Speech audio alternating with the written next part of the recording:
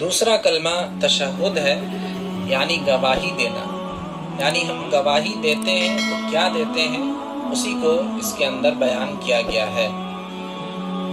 اس کے الفاظ یہ ہیں، دوسرا کلمہ تشہد، اشہد ان لا الہ الا اللہ و اشہد ان محمدا عبدہ و رسولہ۔